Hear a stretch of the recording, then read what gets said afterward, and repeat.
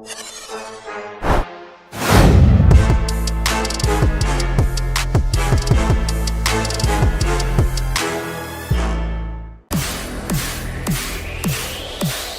watching Oilers Nation Everyday with Tyler Yaremchuk. Your one-stop shop for all things Oilers. They're known for three things in Texas: oil, steaks, and losing in the Western Conference Final. Let's get into it with the lead. Yeah. Considering I had nothing up until about right until when the intro played. That one's not bad. The Oilers looking to win a second straight Western Conference Final down in Texas. Welcome into Oilers Nation Everyday, a Sherwood Ford Giant game day edition of the show, coming to you live from Sherwood Ford, the Giant. We got a nice Ford Maverick once again behind us, the Lariat edition. I like that color. It's like a cream kind of look. Cream? It's like a light brown green. Yeah, I definitely pull some. It does pull some green. I get the creamy undertones, but green. I get like olive. Yeah, olive comes out of it. Mm-hmm. It's like pastel. Yeah, the rims on it are nice. Right, and that 60-year Mustang right there is real fire. That is pretty sweet. We might need to turn the camera at one point, Liam, and give the people a look at that. No, bad Liam boy. will draw a picture of it. That's a great idea. Yes. The show, as always, comes to you live from the Sports Closet studio. Check them out online, sportscloset.ca. From jerseys to hats to the legendary foam finger, they have it all and more at the Sports Closet. We are also a presentation of Bet365. Download the app today. Use the promo code NATION, whatever the moment. It's never ordinary at Bet365. Ryan S. with a good comment. Is Louis in the truck? That would be elite if we didn't just get Louis in studio one day. I don't think that's a Louis size truck. No, he wants the F-150 right there. There's Louis' studio right there. Maybe that's our next Sherwood Ford video, is a truck talk with Louis DeBrusque. That would be a great idea. That would be very on brand. As always, the YouTube chat is brought to you by Odd Company Brewing and the all-new Nation Beer Everyday Lager, crafted right here in Edmonton at Odd Company Brewing. 2 locations in the city as well, Ritchie and downtown. Joey H is in. Everything's bigger in Texas. The disappointment will definitely be the biggest there. Listen, Edmonton last year kicked off the Western Conference Final with a double overtime win. Do you remember that one? Oh, yeah. I was so mad at that game. I was so mad because we deserved to win. Yeah. And it was like, how did they not finish that off in regulation? Yeah. Are we blowing an opportunity here? They went on and won that game, lost the next 2, of course, and then bang, bang, bang. Series was over in 6. The second one was a late winner, if I remember, right? I remember you and Ryan McLeod.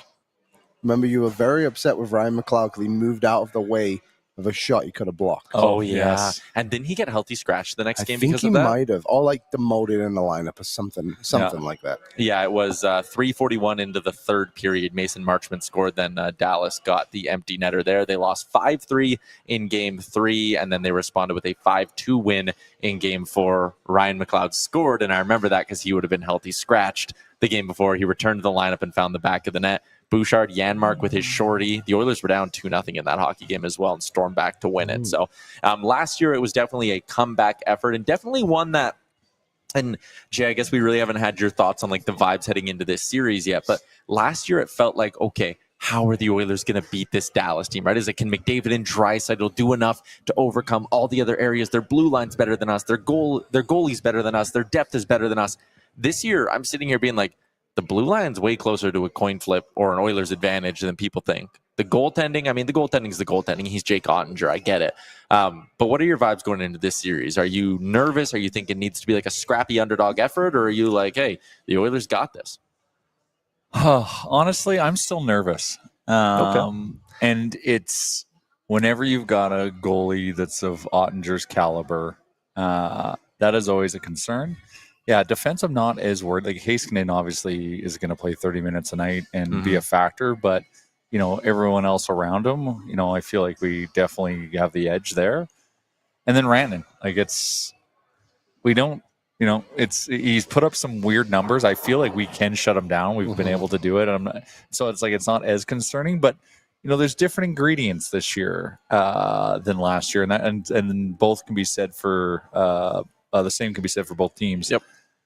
So I don't know, but I think if I wasn't nervous, something would be wrong. I get what you're saying. It's also interesting. I don't know. I feel like there are times where I'm nervous and you're like, why aren't you confident? Why aren't you trying confident? to pull you out of it. I know. And now I feel like I'm the reverse where like, I know it's like for you, this is a foregone conclusion, and that's scary. I guess because like I'm wrong a lot, I suppose. Well, we all are. But I'm just looking at this and there's except for in the playoffs. Thank you very much. Like you go back to last year and it's like, again, it was like, can McDavid and Draisaitl overcome every other deficiency the Oilers have in this matchup? And they did. Granted, they got some depth scoring with Nuge and with Broberg having a big game. Like, certain things definitely broke their way and helped them in that. But, like... Yeah, we're different, eh? Like, our forward group it's different. Like, we're not as reliant on... We can win games without the big two getting on the score sheet. You know, we got the Canes and the Perrys and the Fredericks of the world, we're playing heavy, and Kane's not hurt. I wasn't sure if he was hurt in that series or not. I think it was just kind of. I think he was, and his injuries progressively getting worse as the hockey in the season got longer. But yeah, Kane's been a factor. Like we've got our dogs per 60 is like through the roof versus last year. You got that puck hound, Pud Coles, and like ingredients we didn't have that are so crucial in playoff hockey, like forechecking where you can't breathe. Now, as I'm talking about this, I'm just looking at that, like we got this. Well, that ties in a little bit. Aaron, I'm going to end up doing a one big take here. We're going to do it for our friends at Boston Pizza. If you manifest it, if you build it, they will come. If we plan it, we will win it. Boston Pizza wants to see the cup drought come to a close. And listen, boys, we're the last team standing if that 32-year drought is going to end this year. This year, we bring it home with our friends at Boston Pizza, proud partner of all of our playoff coverage here at the Nation Network. My one big take is that I don't think this Dallas blue line can handle Edmonton's forecheck. I think, again, the difference of Evander Kane being healthy and being a true difference maker. And you look at how Connor Brown forechecks, Trent Frederick gets in there and hits guys. Zach Hyman leads the playoffs in hits.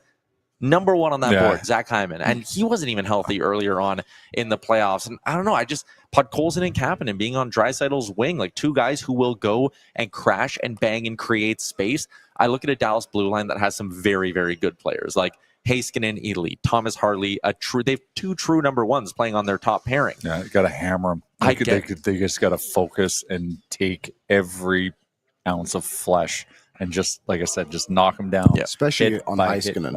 Especially on Heiskanen. And slow that guy down. But I look at the rest of that blue line, those aren't elite puck movers. In fact, they're, in the case of the right side of their blue line, those are deficient puck movers. So as long as we play these guys hard for 30 minutes a night and just destroy these two the other 30 minutes.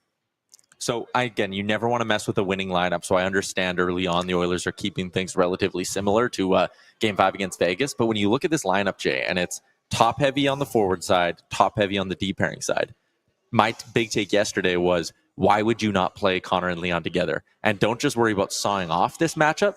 Win this matchup because you should probably win all these other matchups. I wish I had a telestrator and I could draw on the screen. That's amazing. Jamie Benn's on their fourth line.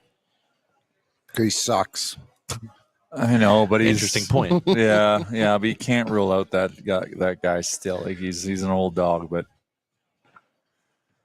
yeah, that's an interesting proposition. But I just you can't change it. We were able to shut down the top line by not having to do that, and then that just gave us more scoring depth on our bottom nine. Mm-hmm. So I don't think we. You like the spread out approach? I like the spread out approach for now. Yeah.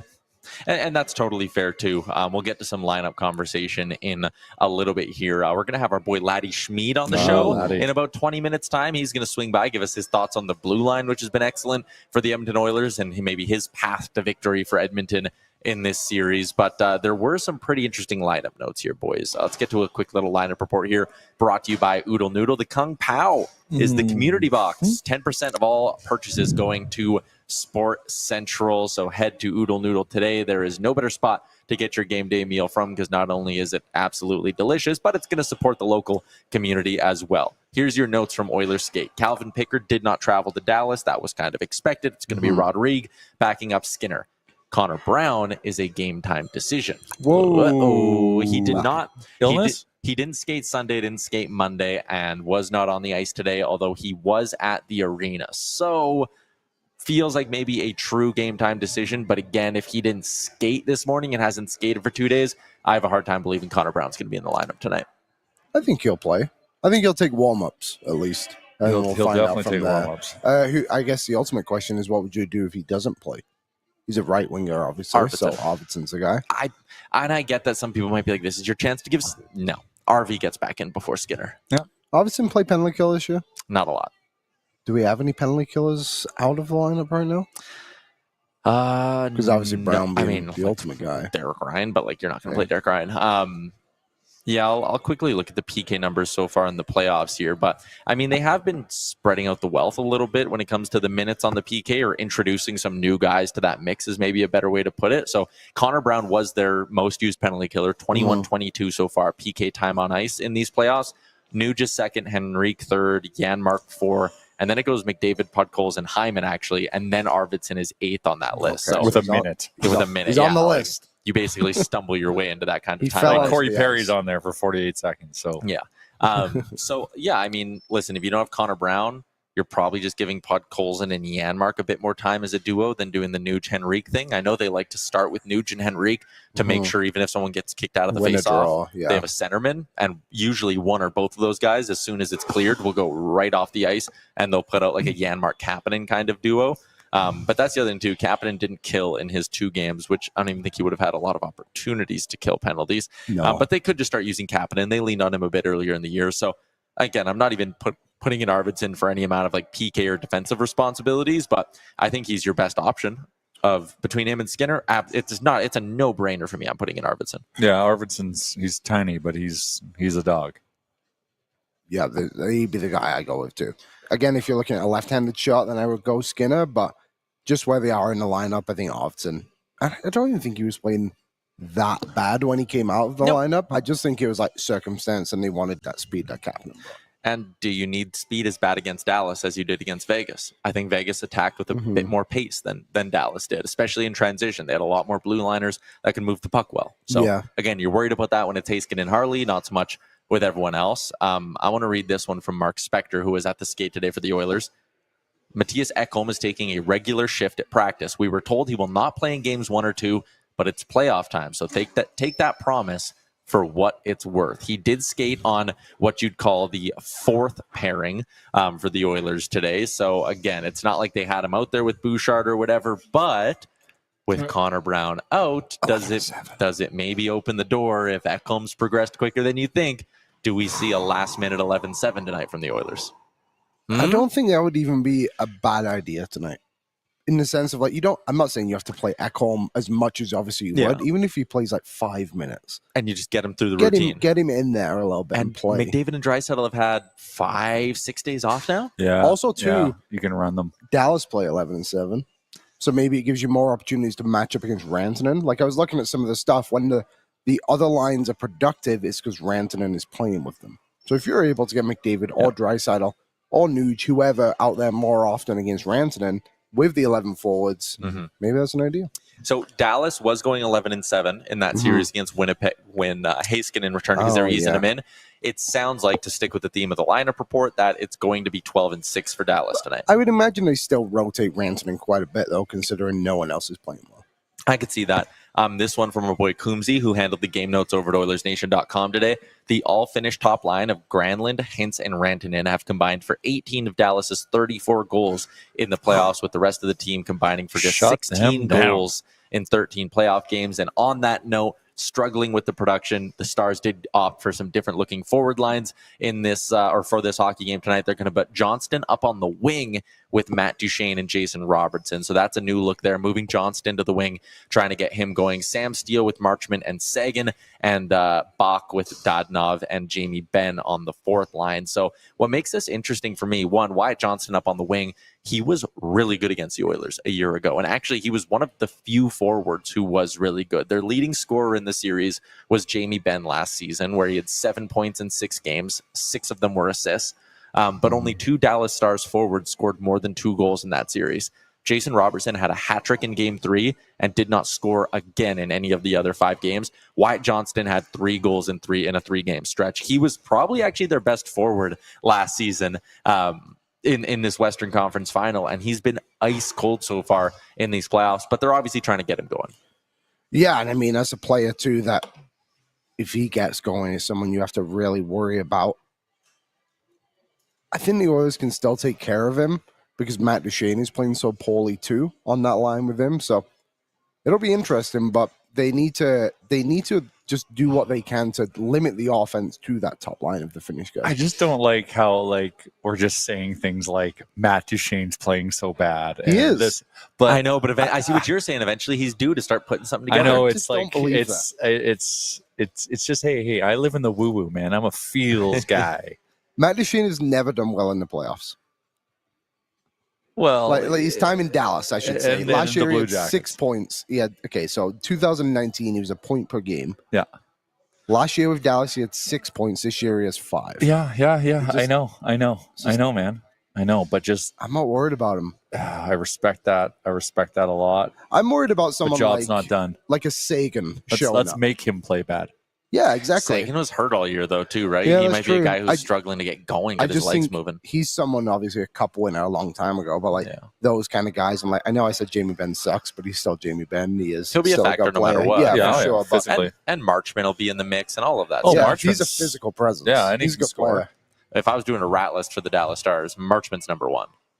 He drives me Ooh. nuts. I hate looking at that guy. Yeah, good player though. Great I player, wish yeah. you always And kind he of will signed him. punch to you be in the honest. nose. Oh yeah. Do they have a long? No, Jamie Benton's number 1 on the rat list. Come on, Oh, that guy sucks. Dude, I have a bit more respect for Jamie Benn. Marchman, No, I have 0. Remember last year when he just him and Zach Hyman was stood there and all of a sudden they were just fighting out of nothing. That's not respect.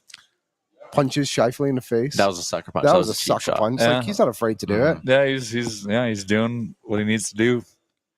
Yeah, If he and- can't score, he's doing what he needs to do. And yeah, I had that point earlier today. I'm like, even if Marchman and Ben aren't scoring, they're going to find a way to make an impact in some way in the series. The other guys, the Duchenes, the Sagans, the Johnstons, the guys who don't maybe have that edge to their game, those are the guys who I think the pressure's on for them to start scoring and really get going. Johnston, as Luke puts in our chat, is minus 13. Duchene is minus 9 in these playoffs, which is crazy. Yeah, so walk me through, and I know you probably already have this or already talked about this in a previous show, or going to talk about it soon in the show. Is like Dallas has a negative goal differential. Yeah, they have 38 goals against and 34-4, and So- they've been shut out 3 times. What's Ottinger's save percentage? 919. Oh my god, He's faced 100 so more he is shots. playing good. Yeah, but he's faced 100 more shots than any other goalie. They're leaking opportunities. It's crazy. So I did some my own That's research. insane. But when did Hastenin join the lineup? And did that tighten up at all? Not really. Like last game. The last game was the first time Heiskanen played north of 20 minutes. Yeah, and that was a tight game, but it was also essentially game 7 for Yeah. Winnipeg, right? So when the Oilers have had 30 plus shots in the playoffs, they are 6-0. When Dallas has allowed 30 plus shots, they are 3-3. Interesting. So if the Oilers can throw some rubber on net, the opportunities are going net. I think 2 of those games might have been overtime wins as well for Dallas. At least 1 was. Let's continue on that, Liam. I want to get to some more game notes. Are brought to you by our friends at Budweiser. They've been brewed in Edmonton for 45 years, and by partnering with Mark Messier, a proud Edmontonian, on this limited edition can, the brand is set to reignite the City of Champions spirit here in Edmonton. During the brewing process, Budweiser even brought one of the original City of Champions signs into the brewery. It serves as a symbol of what this city stands for, and Edmonton looking to return to that championship form.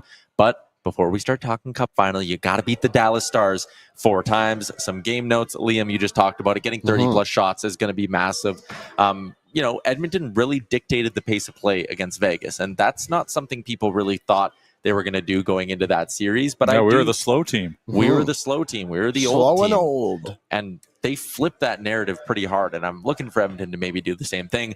Fresh faces compared to last year's Western Conference final. Up front for the Dallas Stars, Mikko Rantanen and Mikael Granlund are in. Logan Stankoven and Joe Pavelski are the names that they're missing. So a lot has been made about the Rantanen ad. He's very, very good. I am not trying to take anything away from Mikko Rantanen, and when he's on, he's a top 5 player in the sport. I also do think there is a little bit of, and we talked about this, Liam, Rantanen is either hot or cold. Yeah, he's tricky. And you can go through his game logs in these playoffs where through the first 4 games against Colorado, he had 1 point. The narrative was like, where's Mikko Rantanen? The Avalanche did a good thing. Look at all that depth. And then he turned it on, obviously, and had, what was that? 11 points in the final 3 games of that series, single-handedly won them Game 7 with a hat trick. Starts the series against Winnipeg with a hat trick, but in the final 5 games only scored 1 goal. Yep. So he's streaky. Like, again, the idea that Mikko Rantanen is some unstoppable force that we should fear. He's not McDavid. You should be worried about him, but you have to respect him. Rantanen doesn't win you this entire series. And you got to respect him. And you got to be in his face. Yep. Like, you can, like I said, you can eliminate him from the game. Yeah, totally. So but he's got to be a focus. You can't not just take him for granted. Dallas, when they allow 3 or more goals in this playoffs, are 1-4, and their 1 win is in overtime. Interesting. So the problem is they've only allowed 3 or more goals 5 times. Yeah. But Winnipeg, I wouldn't say have the same offense. Obviously, Colorado, strong offense, but I think the Oilers are rolling way better than both those teams. Again, Edmonton proved and has proven over 6 playoff rounds now. They're comfortable playing low-scoring hockey. They can do the low event thing, keep you to the outside. But the other thing Edmonton's they can now. They had to learn it. They had to adjust because they weren't. But they're becoming that kind of a team. They've tightened it up. Yeah, they can do it. They've proven it. We've also seen in these playoffs, what can Edmonton do? They can outscore their problems. Oh yeah. If it's a run and gun game, Edmonton can almost just flip a switch and be like, let's run and gun tonight. Why not? Dallas doesn't have that. Dallas has to play perfectly in their structure in order to win this series. There's much more of a room for error on the Edmonton side than there is on Dallas' side, is my take on that. And last year we saw, Edmonton held Dallas to 14 goals in 6 games last season in the Western Conference Final. They got 3 from Johnston, 3 from Robertson, 2 from Sagan, 2 from Marchment, and just 1 goal from Jamie Benn. But only 5 forwards on that Dallas forward group scored a goal last year in the Western Conference Final. Compare that to how the Oilers are rolling right now. Edmonton had 11 different players find the back of the net against the Vegas Golden Knights. In a 5-game series, 11 different players scored goals. That's crazy. Yeah. Oilers 7-2, by the way, when they score 3 or more. Love it. Dougie in the chat. Tyler, any updates on the Pigeon? I didn't see any updates on the Cincinnati Pigeon we talked about yesterday. No, shockingly, they put that one under the rug. I think the Pigeon may have been killed. What happened? Cincinnati killed a pigeon. In Reds batting practice, a pigeon got hit with a line drive, and a Reds beat reporter is like, the pigeon has been pronounced dead. And then an hour later, he goes, never mind, the pigeon is alive. And the pigeon was alive still. Also, this is crazy. I was going to save it for what's trending. Probably died from internal bleeding. No, I would assume, yes. That blood I have an injured bird in my backyard. Oh, no. What are you going to do? I don't know. How injured? How big? He's a tiny little, like, orange-bellied thing. Tiny? Like that biggest big. One you got? He's so he's small. And yesterday, I've seen him now because yesterday was the second day I noticed him, and that's where I kind of clued in, like, oh, this bird's been here for like 2 days. And if you get close to him, he doesn't like fly away. He just runs away really fast. But he's been in my yard now for today's the 3rd day. He needs some food. What do you give him without attracting predators? Bird food. What bread? What were you thinking of giving him that would attract predators? A steak? No, Amber. Yeah, you don't have to cook anything. Yeah, crazy. man. A bit of bread is fine. Some grains. Amber was like, dig up a worm. Amber was like, we should go get some bird food and give it to him. And I said, well, what if that attracts like the Ravens and the Blue Jays? They'll kill the thing. They won't kill it. Yes, they would. The Blue Jays are not. Are they? Blue Jays are assholes. Are they? Yes. Yeah, I'm bad at baseball. Hey, no. Also, you guys obviously heard the sneeze that happened in this room about 30 seconds ago. Do you guys hear that? No. The loudest sneeze ever. And Ryan Sposkowski, said, bless you in the chat and said, did that guy's nose fall I was off? so taken back by feeding the bird a steak. Dougie says, give him oodle noodle. Well, that'll help. No, why not? Actually, yeah, fair. Back to our game notes. Last year, again, this is from Coombsy, who did this research. The Stars didn't have an answer for Edmonton's top forward line. McDavid, Hyman, and Nuge were together, and they're going to be together tonight again. They combined for 8 goals in 6 games, and the Oilers outscored Dallas 5-2 in the 72 even-strength minutes, where McDavid went up against Lindell. So 5-2 for the Oilers when it was McDavid v. Lindell, and you think certainly Dallas is just going to put Heiskanen on McDavid. When McDavid played against Heiskanen, 3-1 were the goals. Pantsed him. I don't think this Dallas blue line has an answer for the skill of the Oilers. No, I think outside of obviously, well, even Heiskanen's hurt. Like I was listening to a Dallas podcast he had a bit of research on the opposition, and they were saying that Heiskanen can't play as closely to McDavid as he did last season because his knee doesn't have the mobility. Like they're legitimately worried about that from a Dallas perspective. Totally, yeah, and He's on rightfully rollerblades. so. Yeah, essentially. Nice. But in the Winnipeg game, I guess he took a huge hit off the post to his left knee and was fine-ish. So we'll see. It's been a while. When did Dallas play? Friday, Saturday, whatever it was? Yeah. A few days. All right, Aaron, I think we got these fired up. It's so weird when Aaron's not in the room with us. But if we have him, Aaron, let's get to the game notes that our friends at Sherwood Ford the Giant gave us. The Oilers won the opening game of last year's series versus Dallas with Connor McDavid scoring the OT winner. That was only his second OT playoff winning goal of his career. Let's go! Stuart Skinner's shutout streak is at 127 minutes, the longest of his career. Let's go Oilers! The Oilers had 11 different players light lamp in their series against the Vegas Golden Knights. They did have 11 different players find the back of the net against Vegas. Shout out to everyone at Sherwood Ford the Giant. Also, our guy David riding a little motorcycle. You can get one of those just up the road. Sherwood Power Sports and Marine. It is that time of year. The weather starting this weekend is going to be absolutely beautiful. So if you got an outdoor toy, I know it's time to get it tuned up with our friends at Sherwood Power Sports and Marine. And listen, this is maybe blending like a Sherwood Ford Giant question and our Sherwood Power Sports and Marine key to victory together. The Oilers have had a lot of time off. They haven't played since last Thursday. Are you guys concerned about that? How worried about you are the start of this game for the Oilers? Is that a massive key for you to start this game strong? They are now a seasoned veteran playoff team. So I'm not that concerned. I have no worries. Knobloch had a quote right after they eliminated Vegas. And the question, I think it might have been Gregor that asked was, what do you do now? Do you like relax? Like, how do guys handle this? He's like, no, there's no time to relax. He's like, we have a lot of stuff to prepare for this next series. Obviously didn't know the opponent at the time, but to me, it just shows, like Jay said, like they're a pro team. They've been through it. They mean business. You're not really seeing them out in public. Like they're just like, job is not done. This is a focus group that got to Game 7 last year and could feel the cup in their arms. And had it snatched away from them. So they are very, very goal focused right now. There was a moment last season and it was Game 1 of the Florida series when the cup was on the ice and all the team, I think maybe whoever was lined up, everyone was lined up. And to me, that was like, oh shit, they're in it now. They're right there. And I'm assuming the players thought the same thing too, like seeing it right there and like not being able to grab it at the end of the whole thing too. Like, this has to mean way more to them than it ever has before. There is just a level of determination that has been unlocked. And it's funny. It's funny because, like, Vegas is a good hockey team. Yeah. And, man, did we make them our bitch. Like, it was I was shocked.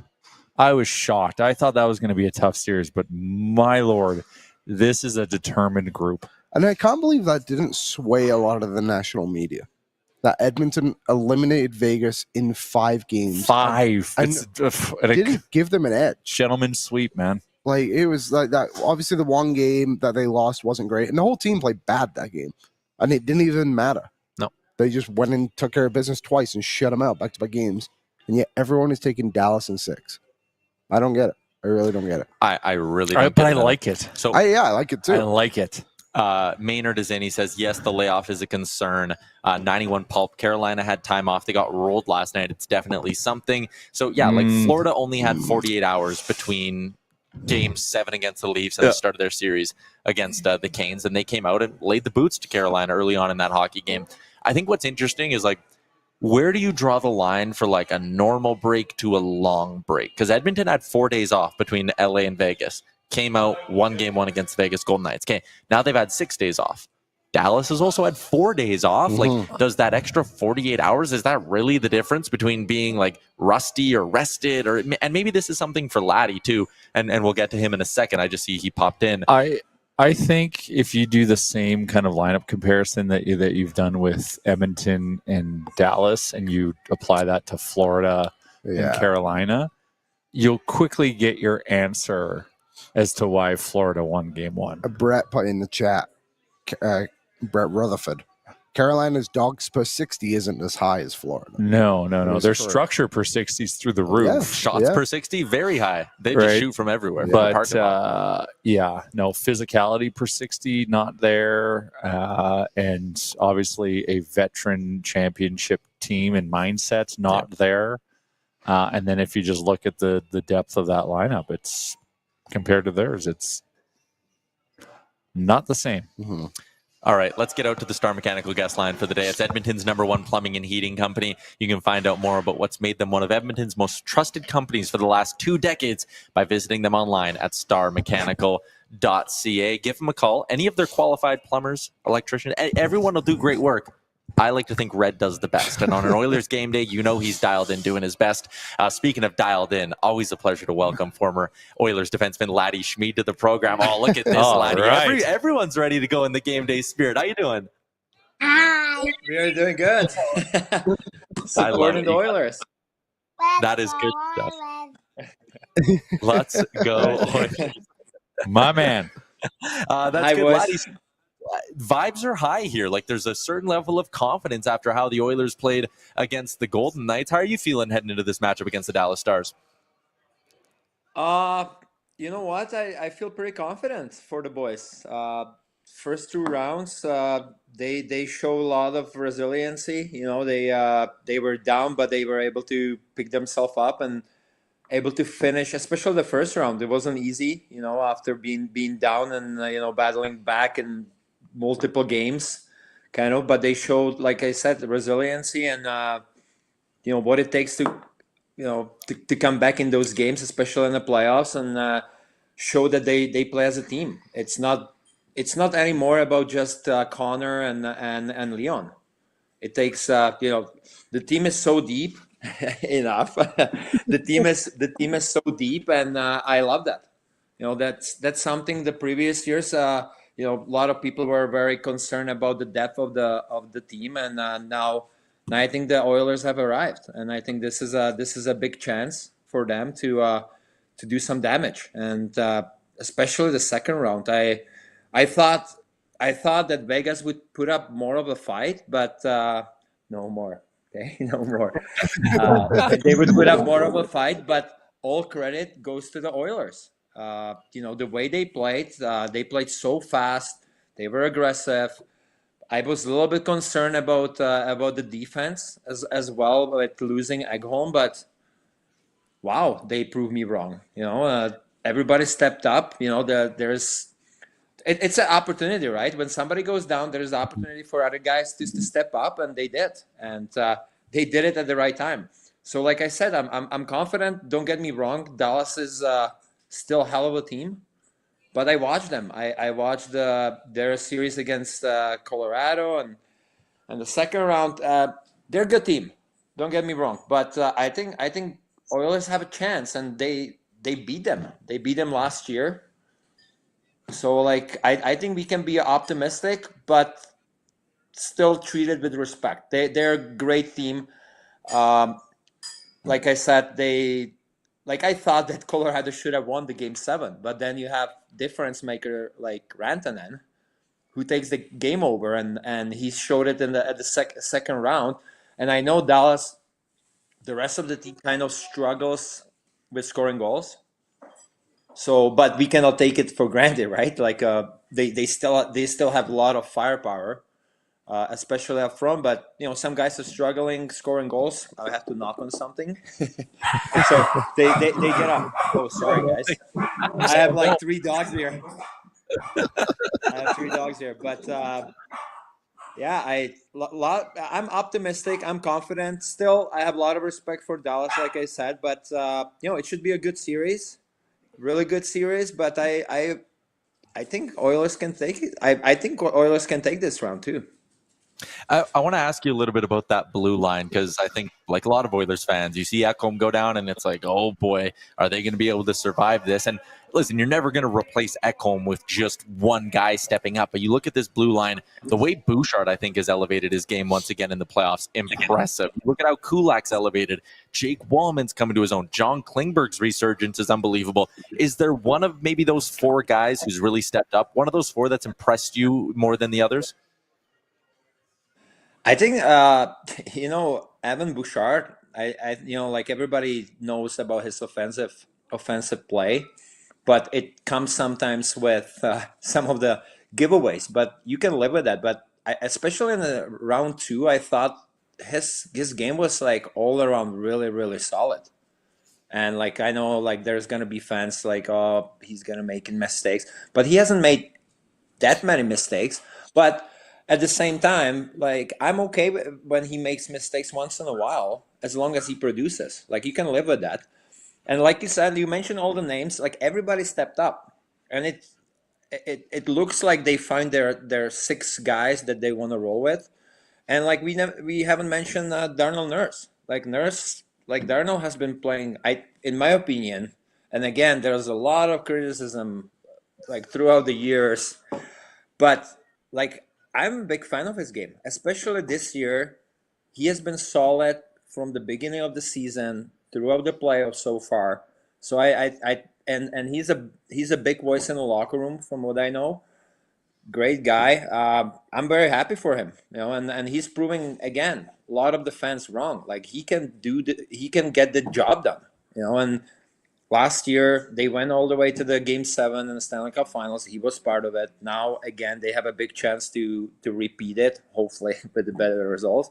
But yeah, like I know how hard fans have been on Darnell, but I have nothing but praise this year for him.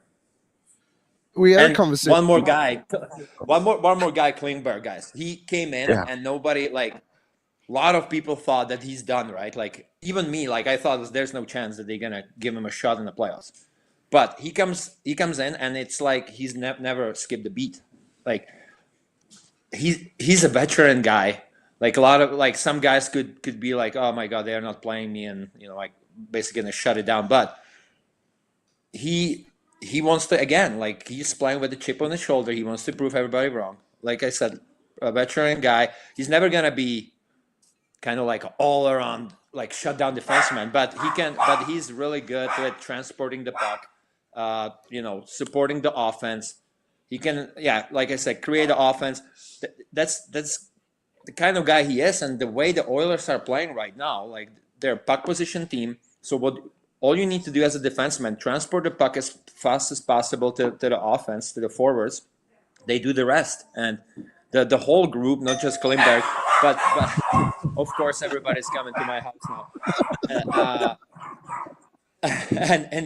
Like all six defensemen are doing a great job, just transporting the puck efficiently, good, and like I said, it's not just defense or offense. It's they play well as a team. Like I'm very very impressed. They play high paced game. Uh, you know, most of the time they spent in the opposition's offensive zone. They don't like bring the pucks back. It's just fast. It's on the attack, on the puck. Like I really like the game. I really like the Oilers game right now.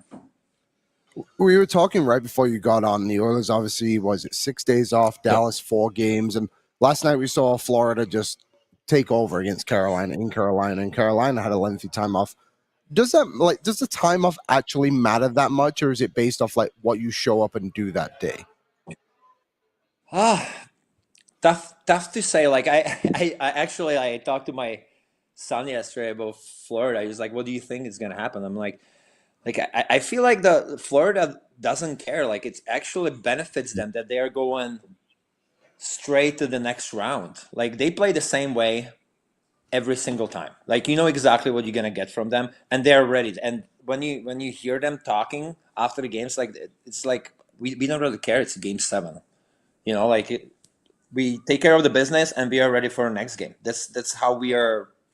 That's how they approach every single game. Like with Oilers, I know they had like some kind of a lot of injuries towards the end of the season, so it is probably beneficial that they can take a few days off and maybe take care of that. But that being said, like me, I would rather play as soon as possible, but I don't know where they stand with the injuries. Like, somebody needs like a little bit more time. But like Florida showed yesterday that it does not matter.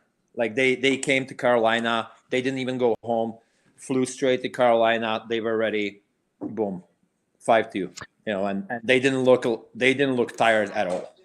You know, so we'll see. We'll see how Oilers gonna approach it. Like you said, guys, 6 days, right? Dallas 4 days, pretty similar. I wouldn't say the 48 hours gonna make a big difference. It's all about the mindset and what I can see. The Oilers are, they want to be back in the Stanley Cup Finals. I don't wanna Taki, mulch. I have my parents here too, guys. Sorry.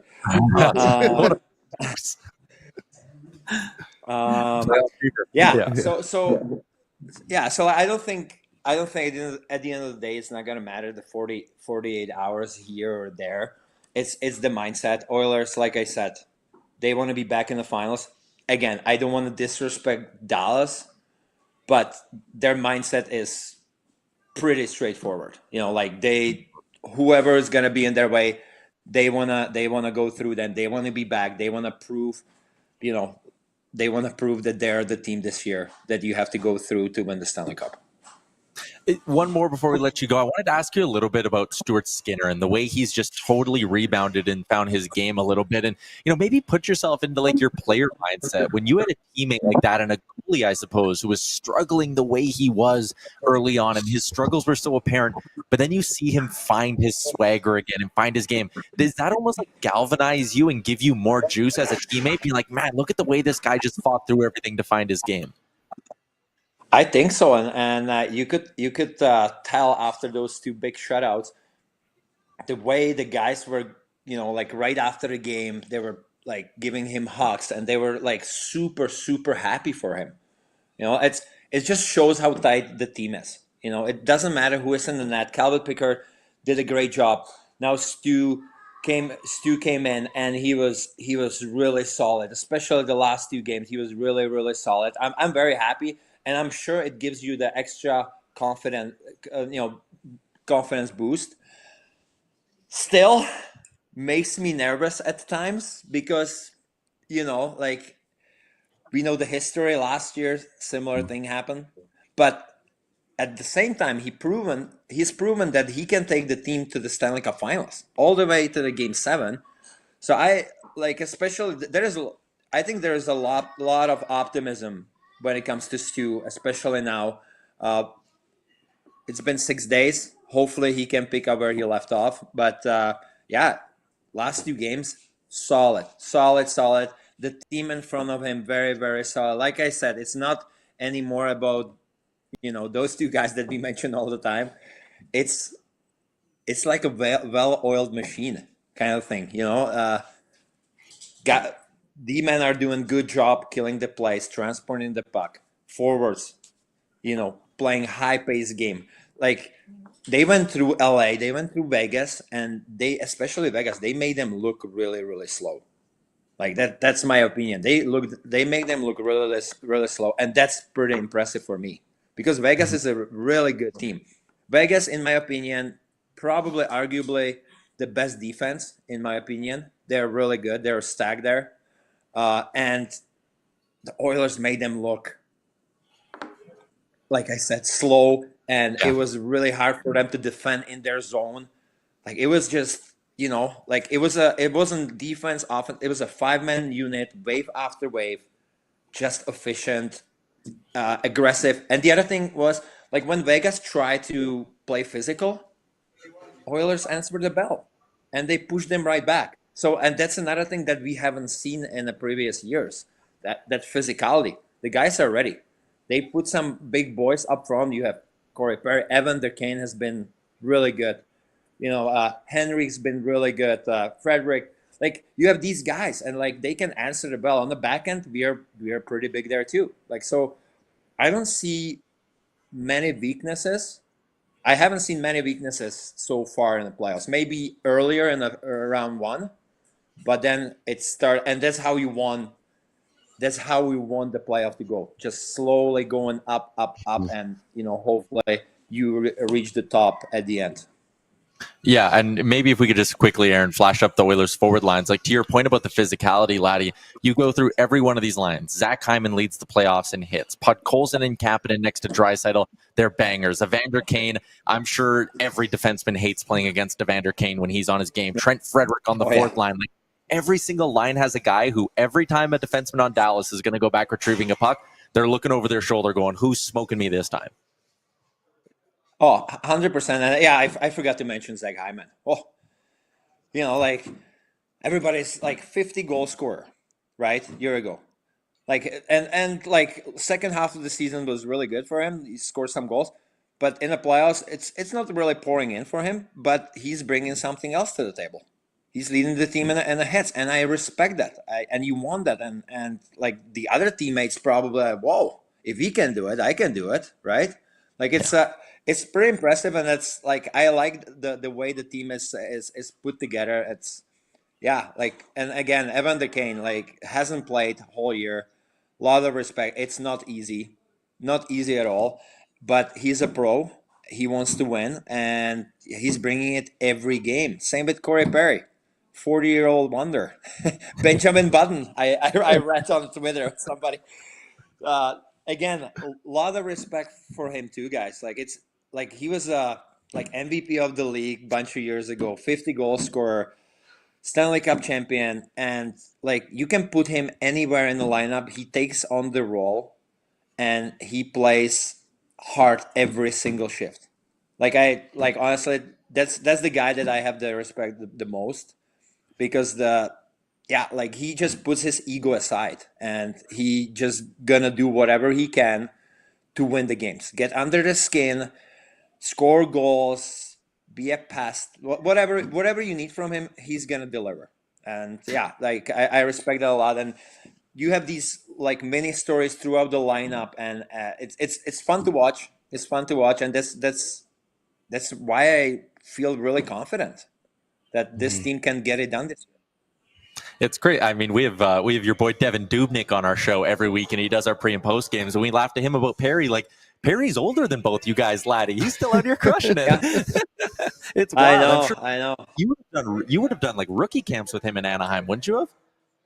Yes, I did. Yes, I did. My first rookie camp, he was there already. Him and Ryan Getzlaf, and who knew how good he's gonna be? And we knew he's gonna be good, but like this is like he's leaving some legacy. And like honestly, for the kids these days, it's awesome to see like how he was able to evolve and stay in the league. He's like, the league is getting faster and faster, more skilled. Is he getting faster? Probably not. But he brings different things to the table, and I respect that. Like he can play skill, he can play rough, he can do it all. But it's not because of his footwork. No, he's just smart. He goes to the areas, he goes to the dirty areas that not really sexy for kids these days, right? Around the net, around the goalie, chirping. But some guys can only chirp or play hockey. He can do it all. And plus he's been there in so many finals. He won it all. That's huge to have guys like that in your lineup. Laddie, you are the absolute man. Can't thank you enough for squeezing us in today. You're rocking the Oilers jersey. You got me all fired up. I'm ready to go now. Let's go, boys. So for the dogs. No, we love it. You're the best. Okay, have a good one, guys. Hey, let's go Oilers. Yeah. There you go. Ladislav Smid on the Star Mechanical guest line. Oh, that did fire me up. What a beauty. Oh, what a beauty. His appearance also brought to you by Tourism Jasper this summer. Find your happy place in Jasper. It's open, it's vibrant, it's ready to welcome you back for more unforgettable moments. So drive over, play outside, soak up the fresh air. Your best summer memories aren't behind you. They're waiting for you this summer in Jasper. Plan your trip at jasper.travel/summer. I had his boy on early, too. No, he clearly has a full family affair, a lot going on at his house. That was excellent stuff. That it was that doorbell ringing was a symbol that the next round is calling. I like that. That was so funny when he did the knock and his dogs were like, what? Oh yeah. Someone in the chat was saying best appearance ever. Your new stepdad commented and said, "I'm going to start day drinking soon." I mean, hey, keep It's that ball, game day, man. keep that ball rolling. Call an Uber and get to Greta tonight because AB, the whole crew, you're going to be down at Greta. I'm going to be there. We're doing our pre and post game shows live from the bar as well. It's going to be rocking this evening. Of course, they got our watch party, got the live shows, we got giveaways, trivia, the drink specials as well. It's our playoffs with Greta presented by Fountain Tire. If you haven't reserved your spot yet, you should probably call pretty quick here because we're getting close to 1 o'clock, and the bar will be rocking even though it is a Wednesday. There's the specials right there: $5.50 Bud, $20 pitchers of Bud, and half off wings every game day as well. And the wings are good. The wings are Crispy. so good. Love a good crispy wing. Should we get to our betting challenge, gentlemen? No. Jay's new favorite segment. It's brought to you by Bet365, an official partner of the Stanley Cup playoffs. Want to get on the action for the Stanley Cup playoffs at Bet365? They got you. Game props, player props, totals, and money line. You can even bet on futures, and they have a whole bunch for this series between Edmonton and Dallas. Whatever your bet, it's never ordinary at Bet365, an official partner of the Stanley Cup playoffs. Must be 19 or older.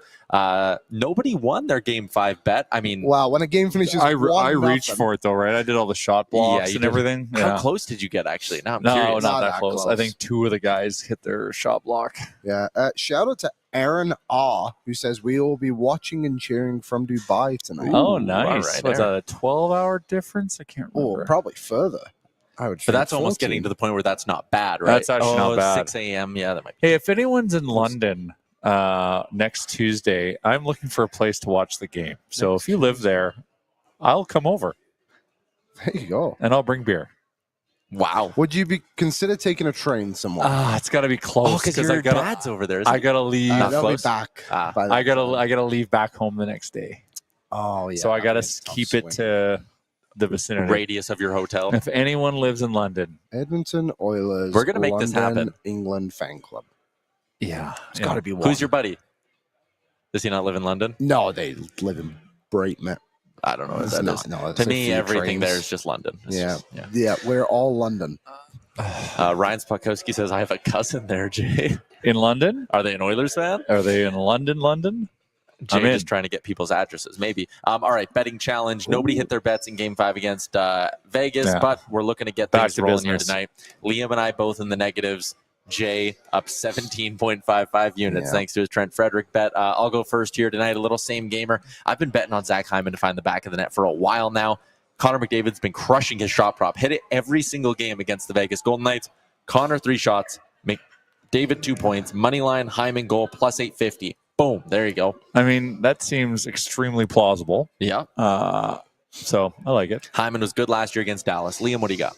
Evander King goal plus 375. I'm tailing I you like on that. that. I I am like that. absolutely tailing you on that. I like Last that. night I hit a Sam Bennett goal. I believe it was plus 250.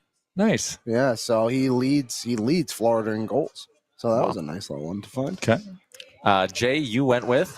I'm just back to business. Money It line. is money line. If they're gonna put us, if they're gonna give us plus odds, just take That's it. fair. That's good. So I'm gonna smoke that. Not chase the dragon right now. They are favorites to win the series, but they are underdogs, like you just said, in Game 1. Yeah. Do you want to get in on mine and Liam's squad ride? And I think I'm hoping people in the YouTube chat rode with us on this bad boy as well. But they have the goal milestones for the series, right? So, like, will this player score 2 goals, 3 goals, 4 goals, 5 goals? So we took Kane, Bouchard, and Hyman all to score 2 or more goals. So basically over 1.5. And it's 10-1, Jay. Wow. Who worries you there? Bouchard. Yeah, I guess you need the 2 Bouch bumps. Yeah. But he's a streaky scorer. I actually, the one that worries me is Hyman. Yeah, Hyman is a. That's Uh, but he's the minus money. He's got to get going, though. I agree, but it's. That's why I think it's good. Like if I'm poking holes at this and saying Hyman's your Yeah. concern, I think you're doing okay. Did you put that much Unless we on sweep for him. the 3 of us? Do I have to send you $10 or is that for no, you? that is just for me. Okay, so I got to do it myself. Yeah, you do. Gotcha. Okay. He's using his captain first goal money. Yeah, no kidding. Sprinkling it out. I Wowza. did Marchand and Hyman to each score 2 or more goals in the series as well. Um, Also, tonight I did Hyman first goal, Hyman last goal. Both of them. He'll open the scoring, then he'll seal it off with an empty netter. You or an love OT that winner. one, eh? I don't know. It's just fun to do. Yeah. Oh, yeah. I see what you did there. And they got a little offer for me today. So yeah, it's the yellow badge. Yeah, the little yellow badge. All right, there you go. That is our betting segment for Bet365. What do you got going on over there? I've been on the hunt for Jay here. To find an Edmonton. Because bars close early, right? They're not going to be, because the game's going to be at 1 a.m. Oh, yeah, the bar won't be open. So the bar won't be open. Also, I'd go to the Maple Leaf in Covent Garden. Yeah. Call them. Maybe they'll stay open for you. I This one DM'd them on isn't- social. They have not responded.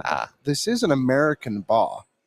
So maybe they do. It says they have NHL hockey. I know, but isn't there rules? I don't know. Yeah, it can get a little crazy. I mean, Of course, I'm intrigued. Yeah. But if anyone out there knows someone I was looking. Do you wants remember? to house a couple Canadians, A couple. Oh, because Jared's with you? yeah. And Adam Seaborn might join us. Oh, wow. Yeah, they close at 12:30 a.m. Yeah, No, see, it's it's so like so pubs close at that time, and then it's Yeah. nightclubs are only open at that time. So it's a very Very different. Yeah. Yeah. I was looking at that one. I forget his name, but do you remember when Dukes came and Brandon was here, and then there was the other fella from England? Yep. He's from Cheltenham, but that is about an hour train. That's where the horse race is. It is. Yep. Yeah. So maybe he can help you out if he hears this. Okay. We'll find you a spot, Jay. We'll find you a home. Yeah, find me a home. I will come. I will bring beer. Remind me to bring beer, but I'll bring it. Do you ever go to Greg's when you're in England? Greg's. It's like a pastry place. No, should I check it out? Check Is it it out. like a chain? Yeah, Okay. yeah, it is. But they have like sausage rolls, pies, pasties, all the good stuff. I'm going to check out the sandwich place. The Subway? No, it's No? called like Crunchy Sandwich or something. You got to check that out. There you go. All right, to wrap up the show today, boys, let's take a look ahead at what's coming up today. It's the menu, and it's presented by the Ninja Crispy 4-in-1 Portable Glass Air Fryer. Meet the Ninja Crispy Portable Cooking System, the power of a full-sized air fryer in the palm of your hand. It includes a 4-quart, 6-cup Tupperware glass containers and 2 storage lids. The Ninja Crispy is thermal shock resistant and can go from frozen to crispy in minutes. And with the Crispy Power Pod, you get the power of a full-sized air fryer in the palm of your hands. It can fit up to 4 pounds of chicken. It can cook a personal-sized meal in 7 minutes in the 6-cup container. Max Crisp, bake, air fry, re-crisp, prep, cook, and store anything from crispy favorites to one-dish meals with the Ninja Crispy. Visit their website with the link in our description and stay tuned for a chance to win a Ninja Crispy. Okay. Tonight, only the one game on tap. The menu is very short. It is Edmonton, Dallas at 6 o'clock tonight. I'm sure puck drop, just based on what we got last night between Florida and Carolina, puck drop's probably going to be a little closer to like 6:20-ish this evening. But we also have you covered content-wise right up until then, because immediately when we're done this show, we're going to debut the latest episode of Ask Doobie on our YouTube. Aaron has pre or post starting at 5 o'clock tonight. He's going to have Sean, Peng, and Eben and David Dubnik on both the pre- and post-game shows as well. And if you're looking for something to keep an eye on sports-wise before that, we also, the Jays play tonight, 5 o'clock. They won last night against the Padres. And NBA playoffs tonight is... Who cares? No idea. No, the Knicks are playing. The Knicks are kind of electric. I'm hopping on the bandwagon. The league is better when the Knicks are good. I think so, yeah. Yeah. I do love around playoff time when people jump into our chat and let us know where they're watching from. Ooh. Brandon Knoll is watching from Louisiana. That is cool. Ooh. Yeah. That's cool. I do like that. It's not London, though. Race No, Fan it's not Rocks London. says, let's go Oilers from There Bakersfield. you go. Oh, Bako. A lot of Condors with their fingerprints all over this series as well. Giddy up. I've also been told that today on the sheet, which is coming up in a couple of minutes, that Bob Stauffer will be joining. The Staff father. The Bob father. Whatever. Whatever. But yeah, Bob Stauffer's on the sheet today if you want to go listen to Bobby. Also, speaking of the sheet with Jeff Merrick, Jeff Merrick's going to be on this show tomorrow. Really? Flex. 12:05, right off the jump. I would hope you'd be there. Hopefully, we're talking about the Oilers being up 1-0. We will be. They'll go up 3-0 this series. Dallas will win game 4, and then the Oilers will take it in Dallas. Do you think Bush can block 2 shots? Yes, he's a penalty killer now. Oh, yeah, he's a penalty killer now. All right. Decent point. Okay, we got it. Here, just hammer. Oh, what did you do? Oh, nothing crazy. Just a little. Oh, just cash. Just cash. Just a nice, massive parlay.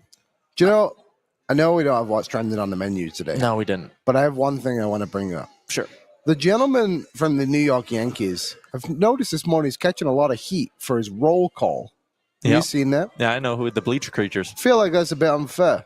There's Why? not enough atmosphere in North American sports outside of like, let's go, blank team, go. Yeah. For him to like try and bring a bit of atmosphere, I think it's great. He's been doing that, by the way, for like ever. Forever. Yeah. And now all of a sudden he's catching some heat. I don't get it. I don't think it's fair. Yeah. So that's my what's trending today. Where's our roll call? Fort McKay, Alberta. Watching from Florida. Wow. Maine. We also got an Ohio in here as well. Aye. Love the state of Ohio. Houston. Who is Oh, yeah. that? Who is Go Houston? Browns. Eliza. Oh. Ellis. I was going to say, all right. Anyways, good show, boys. Laddie Schmid was excellent. Yes, he was. Oh, Laddie's always a vibe. We drafted one of Laddie's defensemen this year. Oh, really? So it should be good. Nash Wayland. He's from Sherwood Park, actually. Okay, that is a wrap. Again, Boardsies Live, 5 o'clock today, right here on the YouTube post game from what should be a very rockin' sneeze. Greta. There it There's is. another. Third There's time. another. That one is sneeze. epic. If Third I time's the felt charm. Thank you, everybody in the YouTube That's how you chat. know the show's over. It's a sneeze Yeah. horn. Excellent stuff as always. We'll see you right back here tomorrow. Hopefully, talking about the Oilers being up 1-0. Oil up.